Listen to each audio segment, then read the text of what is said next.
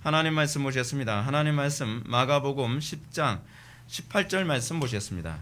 마가복음 10장 18절 말씀 신약성경 15페이지입니다. 신약성경 15페이지 마가복음 10장 18절 말씀 찾으셨으면 우리 다 같이 한 목소리 한번 읽어보실까요? 시작. 예수께서 이르시되 내가 어찌하여 나를 선하다 일컫느냐 하나님 한 분 외에는 선한 이가 없느니라. 아멘. 이 시간은 용어 정리 21번째 강의가 되었습니다. 선과 악이라는 제목으로 하나님 말씀 증거하도록 하겠습니다. 선과 악. 죄의 문제를 다루기 전에 우리는 선과 악에 관한 문제를 먼저 다루어야만 합니다. 선과 악이라고 하는 기준이 분명하지 않으면 무엇이 죄고 무엇이 죄가 아닌지를 규정할 수가 없습니다. 여러분 항상 우리가 신앙생활하는 데 있어서 항상 개념이 중요한 이유가 바로 거기에 있습니다. 어떤 하나의 개념이 전제되지 않으면 그 다음에 개념이 만들어질 수가 없습니다. 이 선과 악에 대한 기준이 불투명하고 불분명하니까 자꾸 무엇이 죄냐 무엇이 죄가 아니냐에 관한 문제 자체가 혼란스러워지게 되는 것이죠. 따라서 우리가 이 죄의 문제를 다루고 있는, 특히 우리 기독교는 죄의 문제를 많이 다루지 않습니까? 이 죄의 문제를 다루고 있는 우리 기독교가 죄의 문제를 언급하기 전에 먼저 우리가 관심을 가져야 될 용어는 선과 악을 어떻게 규정할 것인가에 관해서 우리는 먼저 관심을 가져야만 합니다. 이것이 상위 개념이죠. 여러분, 이 문제는 단순히 법률과 종교의 문제로만 이해해서는 안 됩니다. 선과 악의 문제 또는 죄냐 죄가 아니냐에 관한 이 문제를 얘기하면 이것은 어떤 특정한 집단 또는 종교 또는 법률에 관한 문제라고 생각하는 경향이 많이 있는데 사실 이것은 우리의 일상과 직결되어진 문제입니다. 예를 들어서 여러분 사회생활할 때도요, 무엇이 죄고 무엇이 선이고 무엇이 악인지에 대한 규정이 없으면 여러분 사회생활에 굉장한 혼란을 야기하게 됩니다. 사회생활의 최소 단위인 가정이라고 하는 부분 한번 볼까요? 우리가 가정 안에서 여러분 이 불신자와 결혼하는 문제 또는 같은 신자라고 할지라도 신앙의 백그라운드가 다른 사람이 서로 결혼하게 되면 갖게 되어지는 갈등이 뭐냐면 선과 악에 대한 기준이 너무 다른 거예요. 선과 악에 대한 기준이 다르게 되면 그 안에서 이 기준에 대한 싸움이 계속적으로 벌어지게 됩니다. 그래서 여러분 어때요? 이것이 옳다 저것이 옳다 이것은 악이다 이것은 선이다 이 부분에 관해 서로 갈등하게 되면서 여기서 아주 심각한 문제가 계속 야기되어지죠. 이건 이 부부간의 문제만이 아니라 부모와 자녀 간의 갈등도 그렇습니다. 여러분 학생들 여러분들의 자녀들 양육하면서 어떻습니까? 학교에 공교육에 딱 맡기고 났더니 학교에서 얘기하는 선과 악의 기준이 부모가 가지고 있는 선과 악의 기준과 차이가 날 때 아이들하고 계속 갈등을 하죠. 아이들은 반항합니다. 왜냐하면 아이들은 학교에서 선과 악의 기준을 그렇게 배우지 않았거든요. 근데 부모가 이것을 선과 악이라고 기준을 잡아놓으니까 서로 부모와 자녀 간의 갈등이 계속적으로 일어나게 됩니다. 이게 시부모와 며느리 간의 관계, 이 문제도 나타나죠. 그래서 예수님께서 뭐라고 말씀하시죠?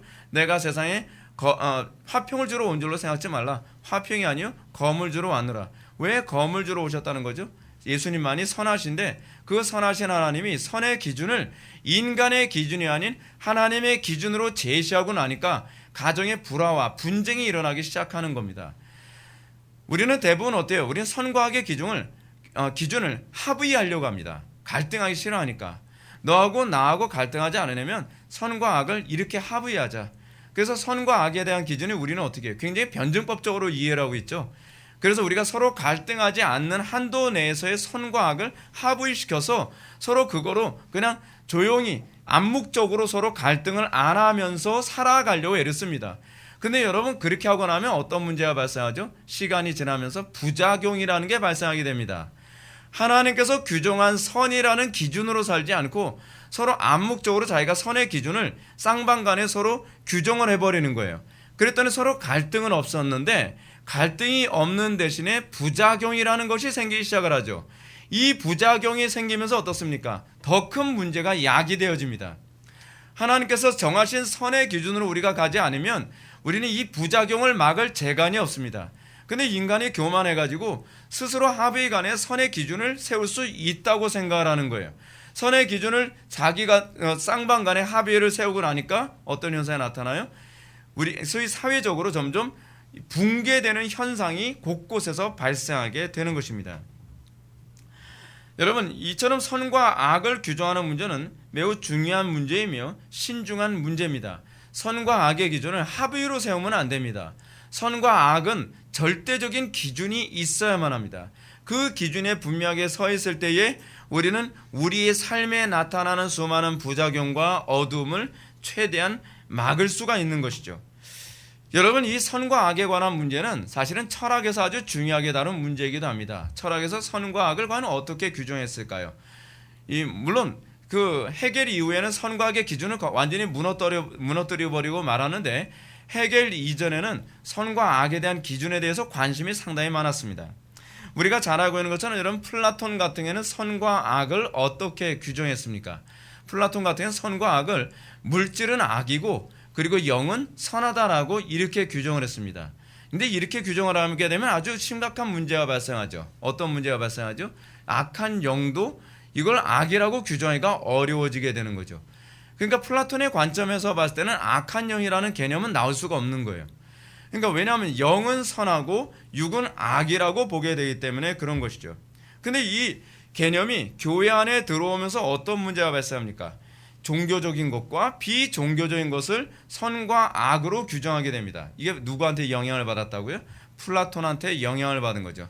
플라톤은 선과 악이라는 개념을 영과 그 영이 아닌 것, 물질적인 것, 그리고 종교적인 것과 종교적이지 않은 것이라는 것으로 이분화시켜 버리고 말았습니다. 그래서 이것을 우리는 뭐라고 하죠? 이분법이라고 얘기하죠. 이분법. 근데 이렇게 되면 어떤 문제가 발생하죠? 종교적인 건 모든 게 다 선한 게 돼버리는 거예요. 종교적인 것 안에도 악한 것이 있거든요. 근데 이 종교적인 것을 악하다라고 분별할 수 있는 기준이 없어져 버리죠. 왜냐하면 종교적인 것은 선한 것이 돼버리기 때문에 그래요. 항상 종교적인 것이 배타적으로 여기는 것은 물질적인 것이고 세속적인 것이 되는 겁니다. 그래서 성속 이원론이라고 하는 개념이 나오게 되죠. 그래서 이런 개념이 어떤 식으로 나옵니까? 물질적인 것은 악한 거니까 물질적인 것을 벗어버려야 되는, 그래서 고행주의, 그 육체 학대, 금욕 이런 것은 뭐 선한 것이라고 생각을 하고, 그리고 즐거운 것, 육체를 편하게 하는 것, 육신의 욕구를 충족시키는 것은 악한 것이라고 생각하는 개념이 생기게 됩니다. 하나님께서 인간들에게 선물로 주신 물질까지 다 악한 것이라고 생각하고, 하나님께서 인간들에게 선물로 주신 욕구까지도 악한 것이라고 생각을 하는 것이죠. 그래서 뭐 음식 먹으면 여러분 어떻습니까? 누가 음식 먹는 거 보면 별로 이렇게 아름답게 보이지 않은, 이게 성속 이원론이라고 하는 개념이 은연중에 들어간 거예요. 음식 먹는 것이 왜 아름답지 않습니까? 개골스럽게 먹지만 않으면 되는 거지. 근데 왠지 그래서 여자들은 어떻게 해요? 다 그런 게 아니고 옛날에 우리 때 그랬다고요. 여자들이 그 남자들 앞에서 뭐 먹는 걸 잘 안 하려고 하죠.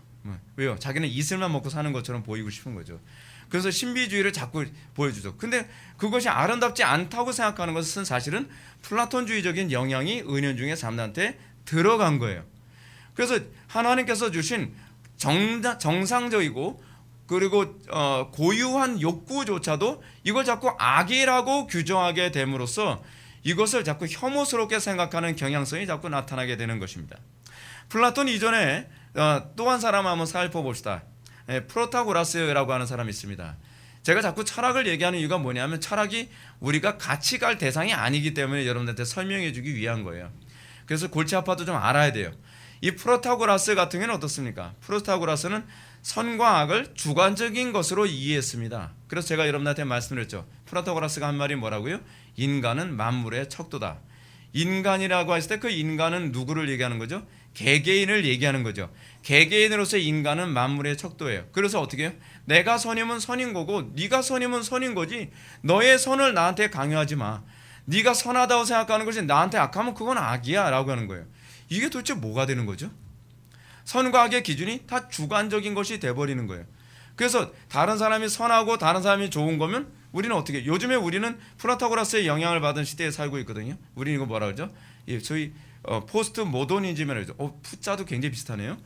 이 피부로 시작한다는 차원에서 우리 어떤 공통점을 찾을 수 있는데 거기서 그런 거 찾지 마세요. 근데 이 프로타고라스적 사고가 우리에게 들어와서 어떻게 해요? 네가 가지고 있는 신앙이 옳다고 했으면 너 혼자 옳은 거야.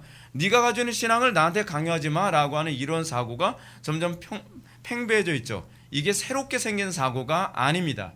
이 사고는 이미 고대 철학 이전에 그러니까 이 프로타고라스 같은 소크라테스와 동시대 사람이거든요. BC 5세기쯤에도 이미 이런 사고가 팽배해져 있었어요. 그러니까 우리가 살고 있는 시대가 얼마나 험악한 시대냐면, 우리가 살고 있는 시대는 소위 고대 철학부터 시작해서 현대 철학이 그냥 짬뽕이 돼가지고서 농축돼서 우리를 공격해오고 있는 그런 시대에 우리가 신앙생활을 하고 있는 것입니다. 그러니까 우리가 이런 것에 대해서 분별하지 못하고 있다고 한다면, 나는 신앙생활 열심히 하고 있다고 생각을 하는데 내가 신앙생활을 굉장히 잘못하고 있다는 것을 분별할 수가 없는 상황에 우리가 살고 있다는 것이죠. 그러니까 한번 보십시오. 선과 악의 기준이 불분명하면, 그리고 참신앙과 거짓신앙에 대한 기준이 불분명하면 어떤 문제가 발생하죠? 혼란이 발생해요. 서로 갈등하지 않을 거라고 생각하죠. 갈등은 없을 수 있을지 모르나 부작용은 점점 더 커진다는 것을 절대로 잊지 마시기 바랍니다. 여러분, 과거에 이스라엘 백성들이 가나안 땅에 들어가서 그 사람들이 가지고 있었던 오류가 무엇이었습니까? 그들은 가나안 족속들과 갈등하려 하지 않았습니다. 그래서 하나님이라고 하는 절대선을 주장하기를 굉장히 불편하게 생각을 했죠. 그래서 가나안 족속들과 서로 합의하에 서로 갈등하지 않는 관계가 되니까 어떤 문제가 발생했죠? 부작용이라는 것이 발생했죠. 절대적인 선이 생기면 갈등은 있을지 모르나 부작용은 없습니다. 근데 절대선을 포기해버리면 갈등이 없는 대신 부작용이라는 것이 생깁니다. 근데 여러분, 부작용이 더 무서울 것 같습니까? 갈등이 더 무서울 것 같습니까? 부작용이 훨씬 무섭습니다. 이건 마치 뭐하고 똑같냐면, 의사가 이거 배째야만 합니다 라고 하는데, 배째는 것이 더 무섭습니까? 아니면 배째지 않고 서로 합의하에 배째지 않고 그냥 의술을 함으로써 나타나는 부작용이 더 무서울 것 같습니까? 우리는 부작용이 무서워서 배를 째는 거예요. 굉장히 무섭죠. 넘어갑시다. 배 째는 얘기하니까. 하여간 이것이 이 정도로 여러분, 갈등과 부작용의 차이가 이렇게 커요. 근데 우리는 수술을 안 하려고 하죠. 왜냐하면 수술하는 것이 두려우니까.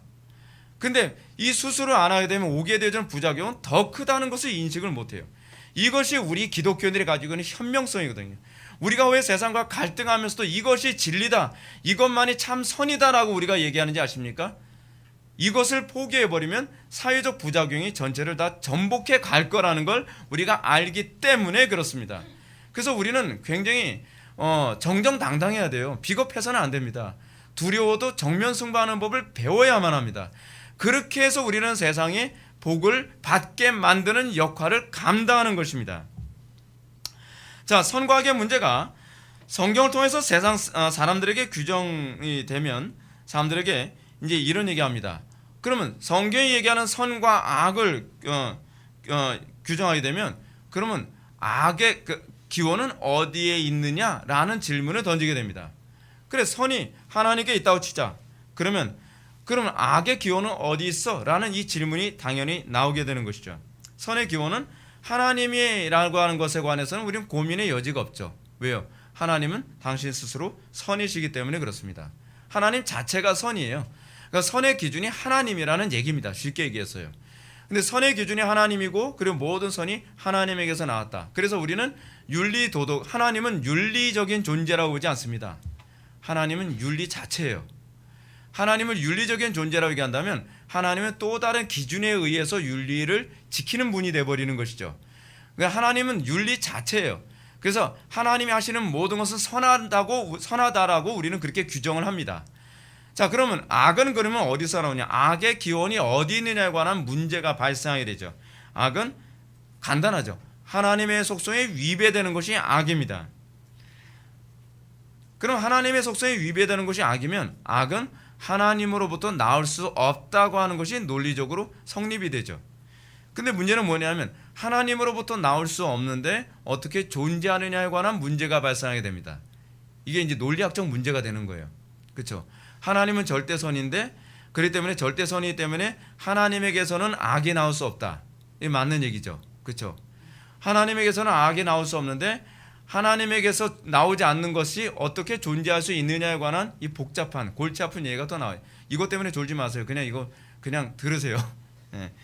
제가 여러분들 자꾸 논리적으로 뇌를 자꾸 볼링 시켜주려고 자꾸 이런 얘기를 꺼내는 거예요. 여러분들 뇌가 좀 자꾸 이렇게 논리적으로 훈련이 돼야 되거든요. 자, 하나님께서 창조하시지 않은 것이 과연 존재할 수 있는가에 관한 이런 질문. 그렇다면 하나님께서 창조하지 않은 악은 과연 어디서 나왔는가에 관한 문제가 이제 또 대두되게 됩니다. 이런 고민에 대해서 신학과 철학을 조합해서 이제 또 한 사람이 등장하게 됩니다. 그건 누굴까요? 플루티누스라고 하는 사람이 등장하게 됩니다.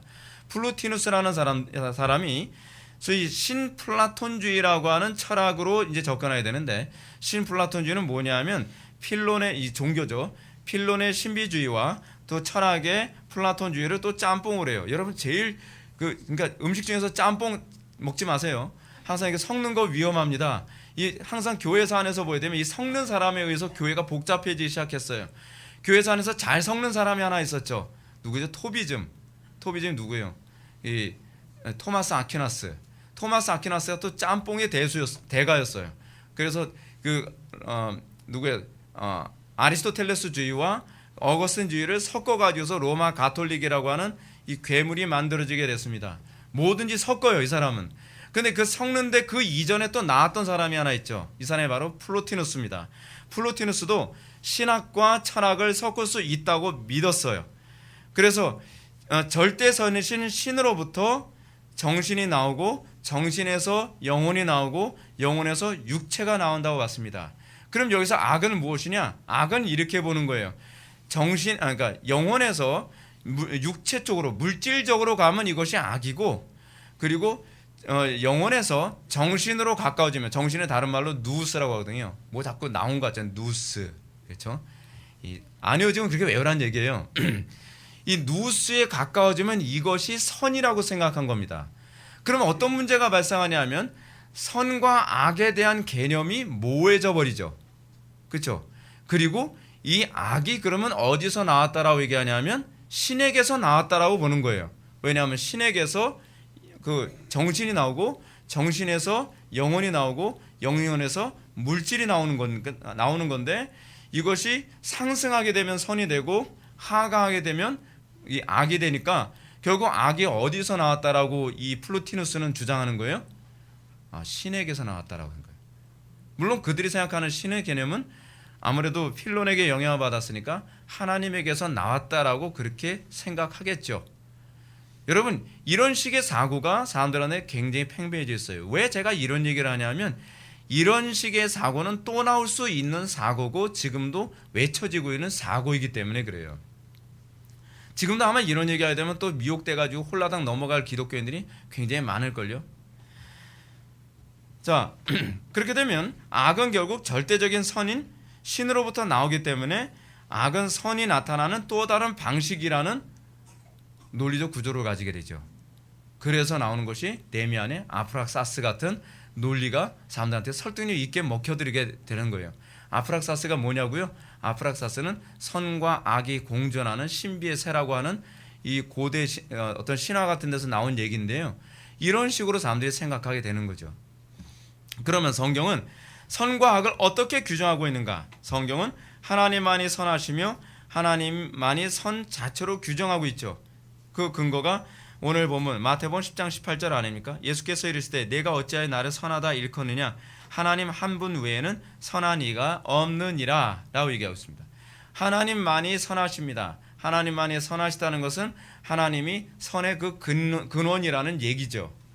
그래서 중요한 사실은 하나님께서 선과 악을 규정하셨기 때문에 선과 악이 구별되는 것이 아니라 하나님께서 선 자체라는 사실은 하나님이 선과 악의 기준이라는 거예요. 무슨 말인지 아시죠? 따라서 하나님의 속성과 부합하지 않은 건 다 악이에요. 여러분 이거 잘 기억하셔야 돼요. 하나님의 속성에 부합하지 않는 건 악이에요. 하나님의 속성에 만약에 조금 부합하지 않았다고 합시다. 조금이에요. 0.01mm 정도. 그럼 뭐예요? 악이에요. 우리는 선과 악의 기준이 불분명하죠. 목사님 그래도 예배 참석했으면 선 아닌가요? 아니라니까요. 이 선과 악의 기준을 분명하게 명문한 그것이 뭐예요? 율법이고 이것을 십계명으로 요약을 했죠. 율법이란 단순히 하라, 하지 마라에 관한 문제가 아니에요. 하나님께서 기뻐하시는 것과 기뻐하지 않는 것의 개념이에요. 그러니까 여러분, 하나님께서 기뻐하지 않으셨으면 그건 악이에요. 악한 것이 되는 겁니다. 하나님께서 천지 만물을 창조하셨을 때 하나님께서 뭐라고 말씀하셨죠? 보기에 좋았더라, 기뻤더라는 것이죠. 선하다라는 얘기입니다. 근데 하나님께서 보시기에 보기에 좋지 않으면 우리가 아무리 보기에 괜찮아 보여도 그건 악이에요. 그러니까 우리의 기준으로 선과 악을 잡지 말란 얘기예요. 우리 눈에 보기 좋기 때문에 그것이 왜 악이라고 얘기하는지 모르겠어요 라고 얘기하지 말라는 거예요. 하나님께서 보기 좋지 않으시면 그건 그냥 악이에요. 따라서 하나님께서 보기에 선하기 때문에 그것이 선이다라고 하는 이 말은 선과 악이 윤리도덕의 문제 이전에 하나님의 속성에 부합하냐 부합하지 않냐, 하나님께서 기뻐하시느냐 기뻐하시지 않느냐에 관한 문제라는 거죠. 그러니까 여러분들 하나님께 예배했기 때문에 선한 것이 아니에요. 하나님께서 예배했는데 하나님께서 기뻐하지 않으시면 악한 거예요. 하나님께서 기도했기 때문에 하나님께서 선하다고 보시는 것이 아니라 하나님께서 기뻐하시는 기도를 할 때라야만 선한 거예요. 하나님께서 기뻐하지 않으면 여러분들이 아무리 천하 만물을 하나님께 드렸어도 그것은 선이 아니에요. 그건 악이에요. 우리가 선과 악의 기준을 그렇게 잡지 않으니까 한국교회가 자꾸 어디로 가죠? 위선으로 가는 거예요. 외식으로 간다는 거예요. 우리는 어떤 형태를 취했기 때문에 그것을 선이라고 생각하는데 하나님께서는 형태를 선이라고 보질 않으세요. 하나님께서 기뻐하시는 것만 선이에요. 그런데 인간이 타락하면서 선과 악의 기준이 하나님에게서 사람에게로 옮겨갑니다. 아담과 하와는 하나님께서 보시기에 좋도록 하는 최초의 피조물이었는데 아담과 하와가 하나님께서 금하신 선악을 알게 하는 남의 실과를 따먹죠. 선악을 알게 하는 남의 실과를 따먹은 문제는 윤리도덕의 문제가 아니에요. 이것은 하나님께서 보시기에 아름답지 못한 행동을 했다는 차원에서 죄악인 거예요. 악이죠. 다른 말로 하나님의 뜻에 부합하지 않은 일을 했으면 악이에요. 최초 인류는 하나님의 존재 방식, 잘 들으세요. 이거 굉장히 중요한 단어예요. 하나님의 존재 방식에 부합하지 않는 행동을 했던 한 최초의 인물이 바로 아담과 하와라고 규정하고 있는 거예요. 선과 악의 기준은 하나님의 존재 방식이 규정을 해요. 우리가 예수를 믿고 나면 그래서 우리에게 나타난 것이 뭐죠? 하나님의 존재 방식에 부합한 가정, 하나님의 존재 방식에 부합한 라이프 스타일, 하나님께서 존재하시는 존재 방식에 부합한 모든 영역을 찾아가죠. 그것이 우리가 선을 추구하는 방식이에요.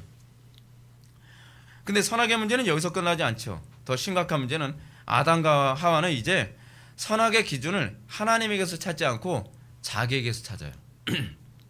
이것을 하나님께서는 이렇게 말씀하시죠. 여호와 하나님이 이르시되 보라, 이 사람이 선악을 아는 일에 우리 중에 하나같이 되었으니, 선악을 아는 일에 우리와 하나같이 되었다. 무슨 얘기죠? 이 말은 아담과 이제는 선악을 내가 규정한다라고 생각하는 거예요. 내 눈에 보기 좋으면 선인 거예요. 내 눈에 보기 안 좋으면 악인 거예요. 이거 오늘날 우리나라 사회 안에서 전 세계적으로 보편적으로 일어나고 있는 일 아닙니까? 선악을 절대적인 기준에서 찾지 않아요.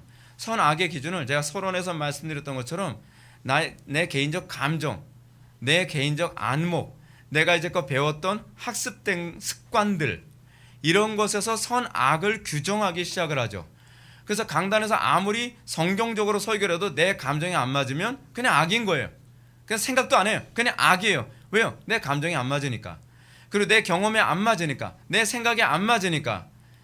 이게 타락한 아담과 하와의 속성이에요. 인간이 타락하고 난 이후에는 그 기준을 하나님에게서 찾지 않아요. 여러분들 예수 믿고 나서 여러분들 뭐가 달라졌는지 아십니까? 내가 옳다고 생각했던 모든 것이 성경에 의해서 다 비판을 받고 있다는 것에 동의하기 시작을 해요. 예전에는 동의할 수 없었어요. 그러나 여러분들 예수를 믿고 난 다음에는 내가 이건 당연히 옳은 거야 라고 생각했던 것이 성경이 아니라고 해야 되면 그냥 항복, 오케이, 아니었구나, 회개로 반응을 하게 되는 거죠. 이게 예수 믿고 나타나는 현상이에요. 근데 여러분들이 회심하지 않으면 어떤 현상이 나타나냐면, 목사님 말이 아무리 옳아도 그 내 경험하고는 아니야, 그럼 그냥 캔슬, 더 이상 듣질 않아요. 이것이 오늘날 우리의 타락한 본성이 아직까지도 뽑히지 않은, 아직 성령으로 거듭나지 않은 사람들에게 나타나는 특징이죠. 그죠? 따라서 우리에게서 나타나는 이 종교적인 영역에서도 그렇습니다. 신앙이란 하나님을 기쁘게 하는 것임에도 불구하고 오늘날에는 신앙을 어떻게 규정하죠? 자기 만족, 또는 자기가 기쁘면 그것을 선이라고 생각하는 거예요. 내가 오늘 예배 시간에 너무 만족스러웠으면 은혜 받았어요. 그 은혜 받은 거 아니에요. 우리는 은혜 받았다라고 하는 이 용어 자체도 어떻게 해요? 내가 만족했고 내가 감동받았고 내가 위로받았으면 오늘 은혜 받았다라고 생각하는 거예요. 이거 굉장히 첫 아담적 사고방식입니다. 선과 악, 은혜 받음, 은혜 받지 않음을 내가 규정을 하죠. 성경이 그것을 은혜라고 규정하지 않아도 내가 기분 좋았으면 내가 은혜 받은 거예요. 오늘 찬양하다가 막 날뛰고 오늘 찬양하다 막 흥분됐는데 그래서 내가 오늘 이렇게 기쁜데 하나님은 얼마나 기뻐하시겠습니까? 이 용어 자체가 얼마나 주관적이고 얼마나 첫 아담의 타락한 본성적 표현인지 모르겠어요. 여러분들이 예배를 하고 기도를 하고 이웃에게 사랑을 베푼다고 하지만 그 모든 것이 자기만족적이죠. 여러분 우리가 종교생활, 우리가 예수를 믿고 나서 우리 신앙생활에서 우리가 개혁되어져야 될 아주 중요한 요소가 뭔지 아십니까? 자기만족이에요. 우리는 내가 만족했으면 그것이 신앙생활 잘한 줄 알고 있어요. 그래서 한국교회 교인들에게 나타나는, 제가 왜 한국교회 교인이라고 얘기하냐면 외국교회 교인들을 본 적이 없어서 그래요. 한국교회 교인들에게 나타나는 흔한 현상이 뭔지 아십니까? 지잘난 맛의 신앙생활이에요. 속된 말로 자기 만족에 의해서 자기 혼자 신앙이 좋아요. 하나님은 신앙이 안 좋다고 보시는데 자기 혼자 신앙이 좋은 거예요. 그러니까 여러분들이 우리 교회 왔을 때 여러분 제일 힘든 게 뭡니까? 제가 여러분들 신앙을 잘 인정해 주지 않을 때 여러분 기분 나쁘잖아요.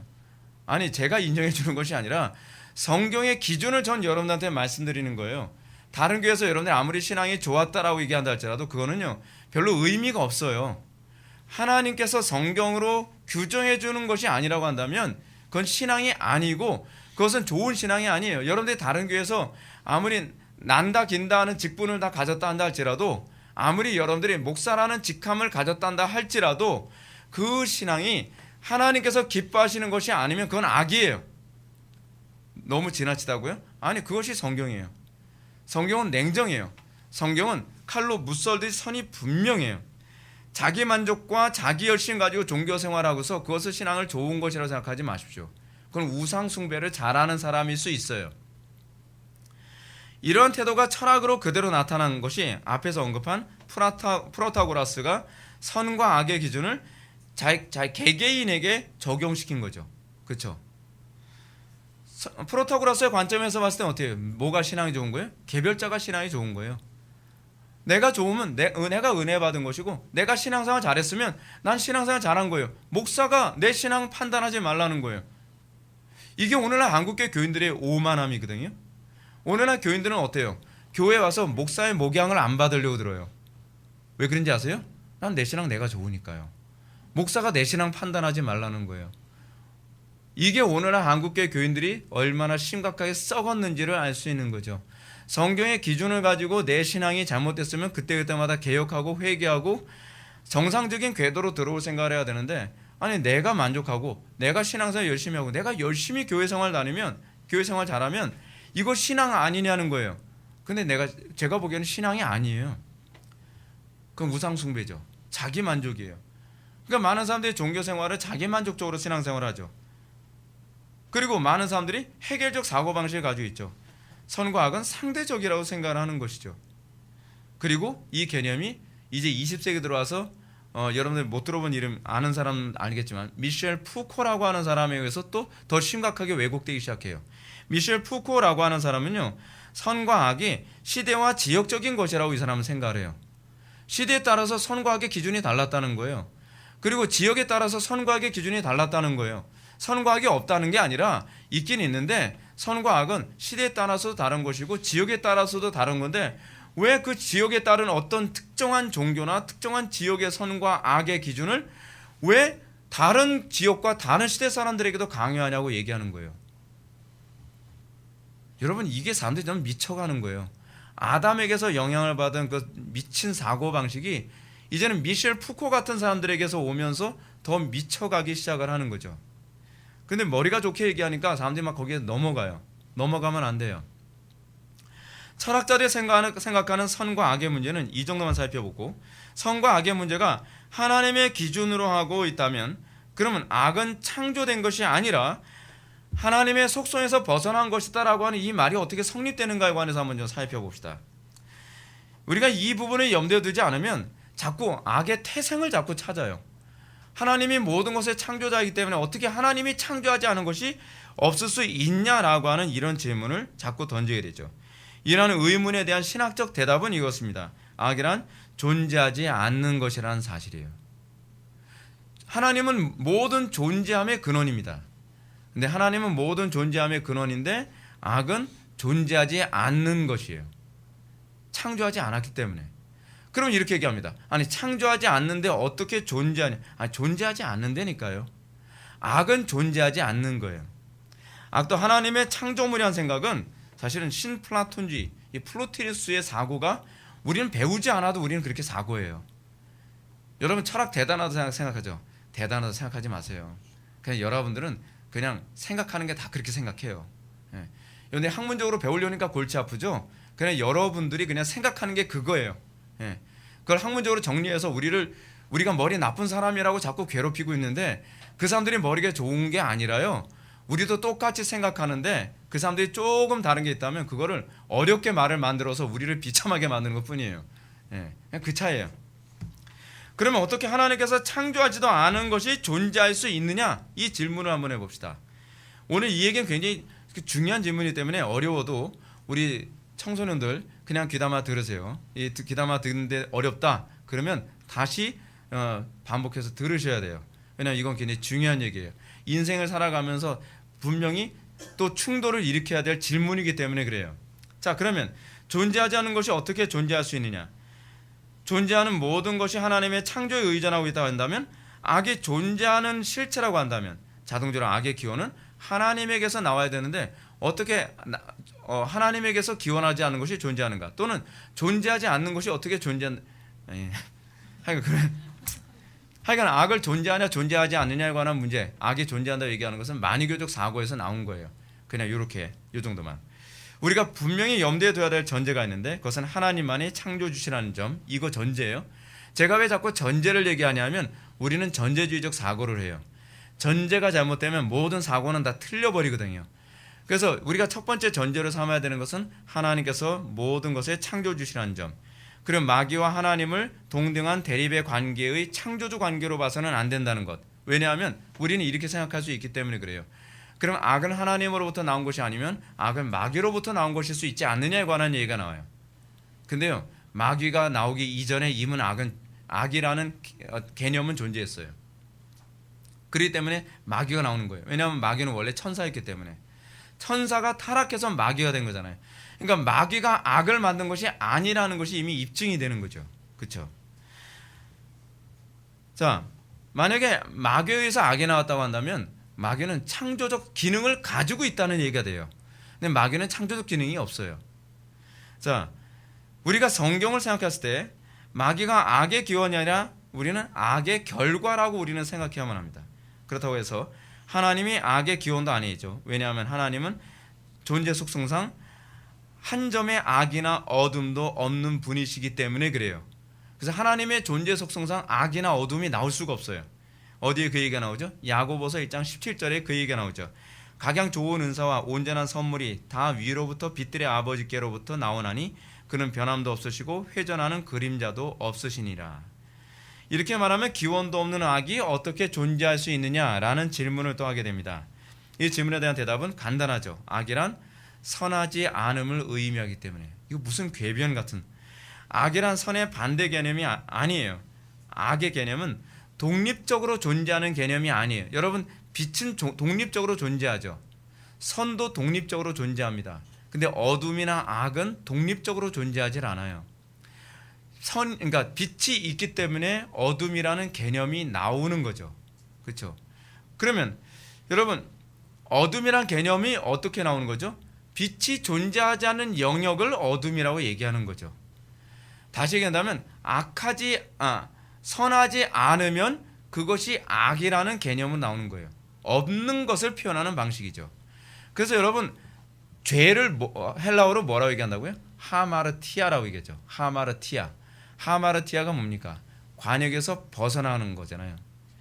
이 죄가 관역에서 벗어나간다라고 하는 얘기를 했을 때 죄라는 개념은요, 사실은 관역이 아닌 것을 의미하는 개념이거든요. 관역 밖의 개념이에요. 관역 밖의 개념. 그럼 여러분 신앙생활에 관해서 한번 잘 생각해 보세요. 여러분 신앙생활 열심히 하는 거 중요한 게 아니에요. 관역을 못 맞추는데 열심히 해봐야 소용이 없어요. 마치 권투 선수가 잽을 열심히 날리는데 나 열심히 했으니까 저놈이 넘어지겠지. 그렇지 않아요. 열심히 했기 때문에 넘어지는 것이 아니라 잽을 맞췄기 때문에 넘어지는 거예요. 그렇지 않아요? 근데 우리가 신앙생활을 그렇게 한단 말이에요. 우리는 막 사방에다 막 잽을 날리는데 잽을 열심히 날렸으니까 우리가 하나님께 기뻐하실 거라고 생각하는 거예요. 한심한 거죠. 한심한 거예요. 그러니까 상대편은 그냥 팔짱 끼워서 가만히 쳐다보고 있는데 앞에서 자기 혼자 널뛰고 있는 거예요.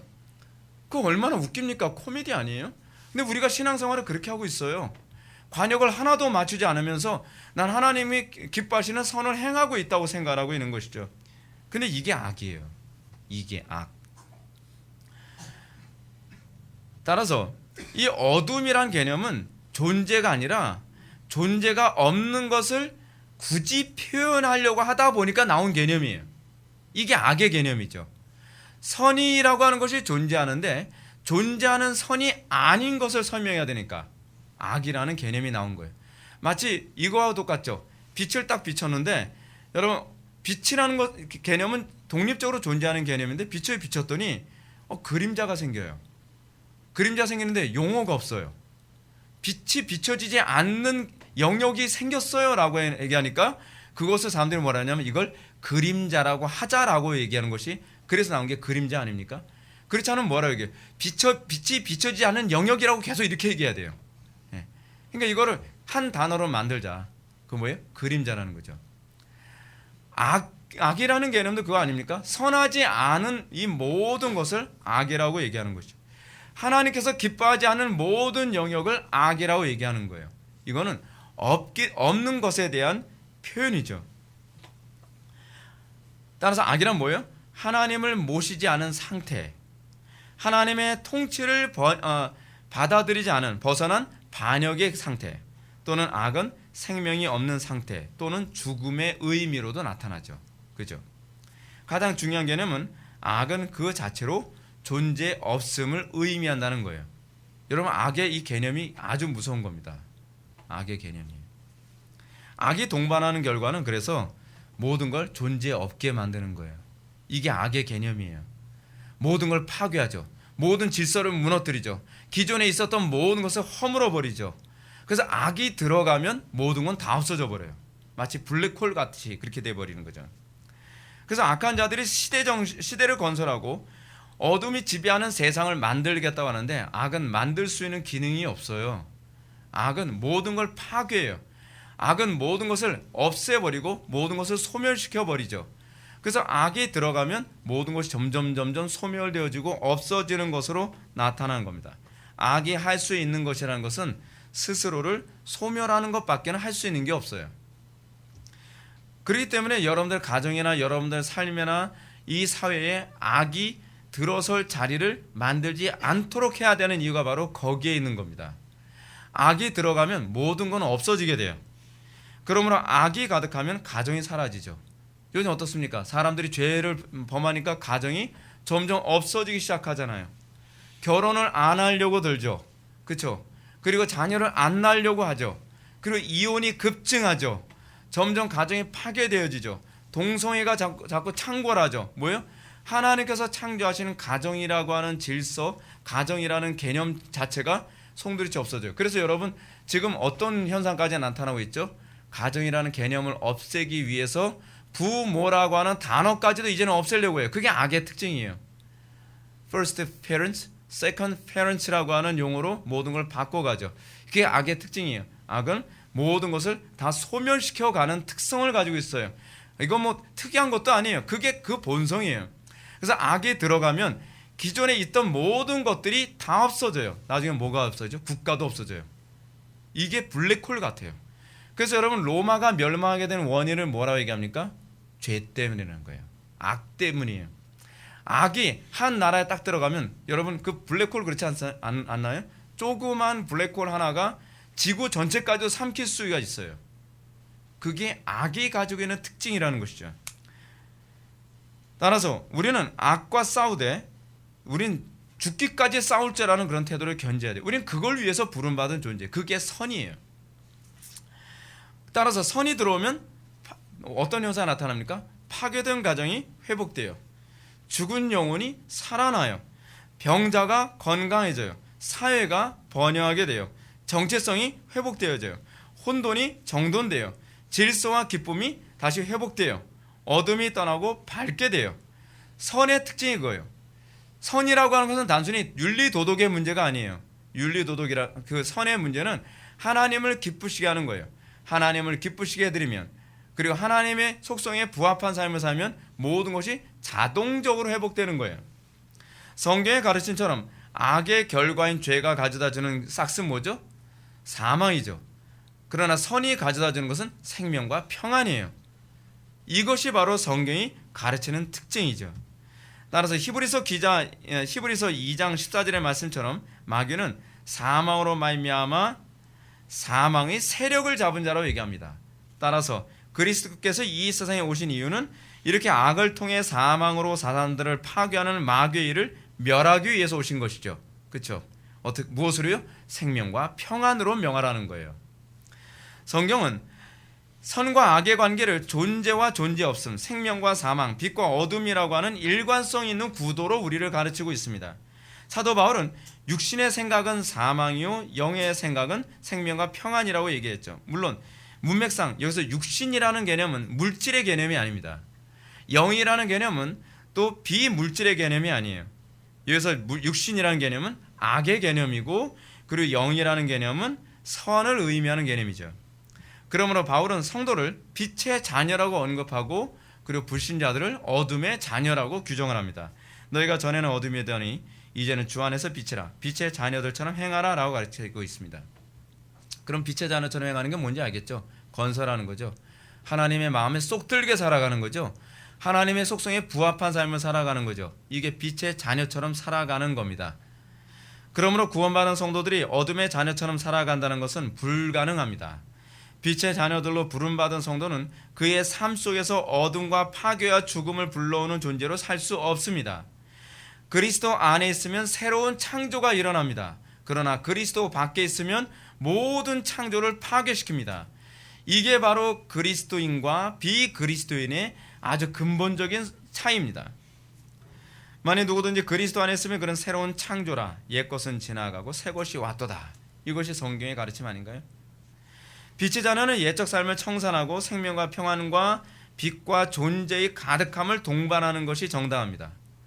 여러분들 빛의 자녀라는 것을 무엇으로 알 수 있습니까? 여러분들이 가는 곳마다 생명과 평안으로 확산을 시킵니까?